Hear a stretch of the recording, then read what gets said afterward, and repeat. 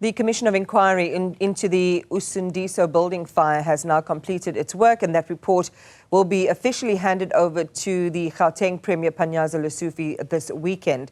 Survivors of the fire remain homeless and they still live in temporary structures. No one has yet been held officially accountable 8 months later. Newzroom Afrika's Ziniko Mhlaba has been following the story and gauging the reactions of those directly affected ahead of the release of the report. Ziniko, good morning again. When we chatted earlier, you were about to head out and have some conversations with some of those directly affected.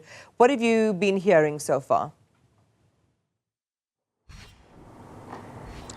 Good morning again, Iman. Actually, I'm in Denver now. That's where we find another temporary shelter where the victims and survivors of the Usindiso Building fire were placed. And of course, they've been here for more than 6 months now. But the conditions here remain, inhumane for any person to reside at this place. Remember that when they were located or when they were taken to this place, they were told that, electricity and running water will be erected here so that people are able to access basic services. As I'm here right now, there are only few taps which are on the extreme sides of this informal settlement, and of course electricity has not been installed yet. But what was also interesting coming out of the mayor's speech yesterday, he promised that the Usindiso Building survivors will be located or be put in a renovated building. However, there were no clear details in terms of where is that building ready yet, or how long it will take to renovate that building so that the people can be moved from these temporary shelters and placed at those renovated buildings. So we're in this informal settlement. As you can see, that is just normal shacks you would find. And of course, we saw during the summer season that there were serious floods which were experienced by the survivors here. But I'm joined now by Andy China, who has been holding the hands of the victims from the day of the fire, and he's been also following the proceedings of that particular Commission of Inquiry. He's going to be speaking to me now just to get his reactions from the proceedings. Mr. China, thank you very much for your time. You've been, working with the survivors from day one, and you've also been following the proceedings of the Commission, looking at how things went. And how the victims express their concerns and their problems. What is it that you're anticipating that report to say in response to the challenges expressed by the survivors? I mean, many of the, we are grateful for the Commission. We had a shaky start to the Commission. Remember, we had 2 delays in the Commission. One of the first delays was the fact that the venue was too small. It could only accommodate 25 people. And I think the Premier also came online and said, well, after we raised the point of no victims were actually present, they moved it to Saibono, which was a big step because we got the victims to actually come to the Commission, to listen to the Commission. Then we had a major delay again when M&S didn't produce the documents that they were supposed to in time. And though it was a kind of a disaster, the positive was that the victims actually got to take the stand and actually tell the stories. Alternatively, what would have happened was 340 statements that were taken from victims would have been read out. Part of that was that people were saying what they experienced, but what they're expecting from the Commission.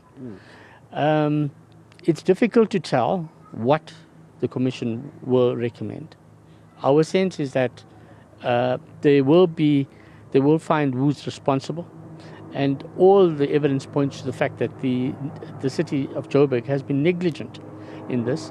They allowed the building, which they own, to go to the state that it was, including the 76 deaths which resulted. Yeah. So just briefly, looking at the conditions people are living under right now, and they've been living under for the past 6 months, if you were to recommend any sort of help that will change people's life here, what would that be? And did you get the sense that the Commission would move towards a direction where it is able to recommend that this type of help is necessary for the survivors so that they're able to start over?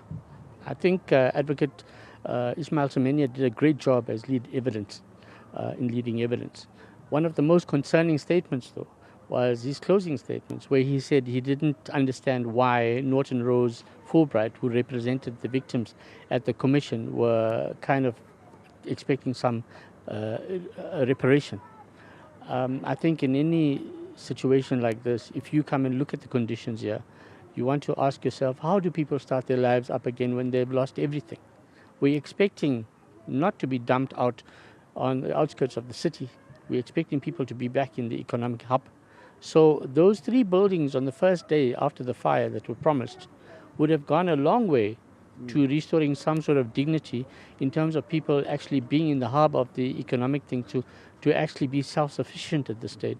Right now, people are still waiting for a lot of us to help them with food parcels, transport to the hospitals, which are very far away.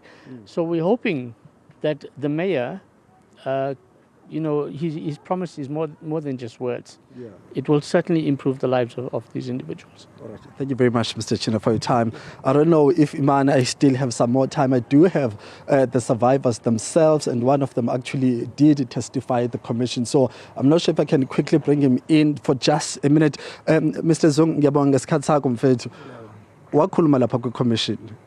Yini mhlawumbe ungacabanga ukuthi i-commission kumele izibeke phezulu njengama-recommendation, njenge-solution, expecting kuma-results aleya commission? Ngiyabonga kakhulu ukuthola isikhathi.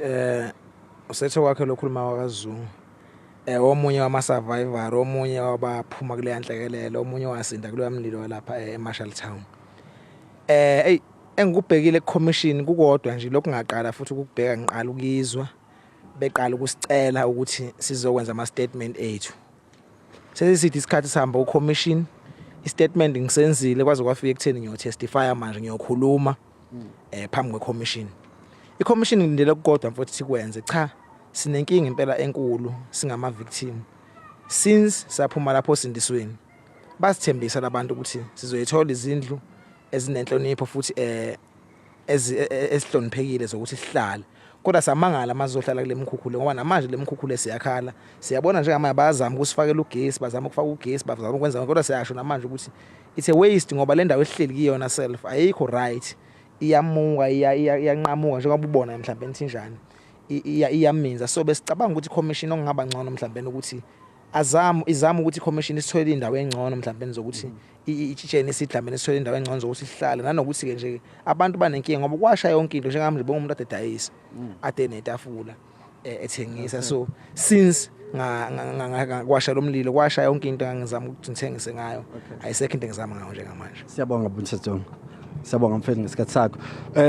Mr. Zungu. There was one of the people who survived that fire. Also, in summary, saying that he was one of the people who was asked to write a statement. Following the writing of that statement, he was called to testify at the commission, and saying that his expectation and the expectation he always had was the fact that after the commission, he's expecting that they be given, or there should be a recommendation that directs whoever is responsible to give them decent housing, saying that they see that there's some work that's being done in terms of trying to erect electricity in this particular place, but saying that in terms of the condition of this area itself, it's not recommendable that there be any permanent solutions that will be put in place here for them to remain here, saying that they would like to get decent houses away from where they are. So that's one of the victims, Iman, as we're tracking, all those people who had made statements and also participated during the proceedings of the Usindiso Building. It's back to you, Iman, for now.